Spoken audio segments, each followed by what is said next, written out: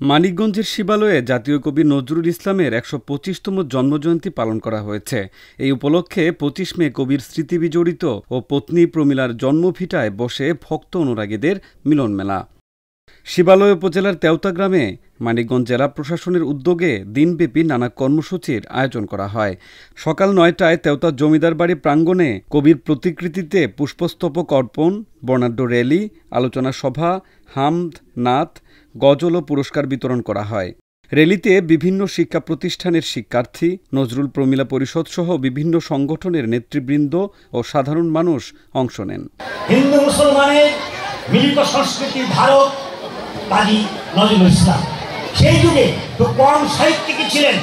এইভাবে একই সঙ্গে হিন্দু মুসলমান এই সংস্কৃতির ধারক।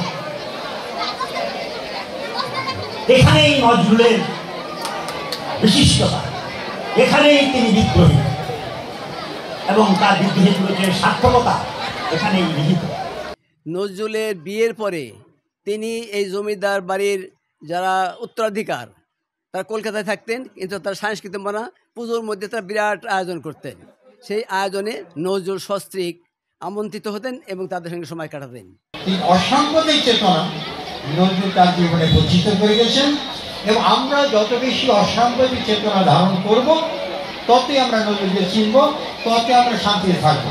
শিবালয় উপজেলা নির্বাহী কর্মকর্তা বেলাল হোসেনের সভাপতিত্বে অনুষ্ঠানে প্রধান অতিথি হিসেবে উপস্থিত ছিলেন স্থানীয় সরকার মানিকগঞ্জের উপপরিচালক সানজিদা জেসমিন।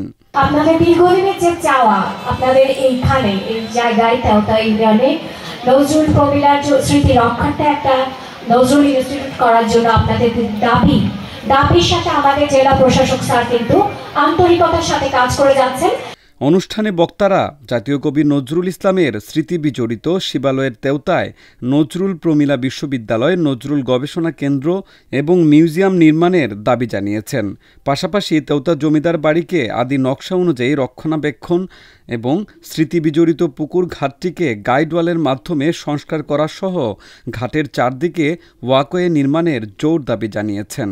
এখন আমরা যে ৭ দফা দাবি পেশ করেছি সেগুলোর মধ্যে সবগুলো একবারে তো হবে না, প্রধান দু এক দাবি আর কি। যেমন এখানে বিশ্ববিদ্যালয়তে একবারে না করে প্রথম যদি আমরা ইনস্টিটিউট করি, তারপর ইনস্টিটিউটকে বিশ্ববিদ্যালয়ের রূপ দিলাম, নজরুল ইনস্টিটিউট, তারপরে নজরুল চর্চা গবেষণা কেন্দ্র, এই একটা একটা করে ধরে তারপরে আমরা পরে বিশ্ববিদ্যালয়ের দিকে আমরা যেতে পারি আর কি।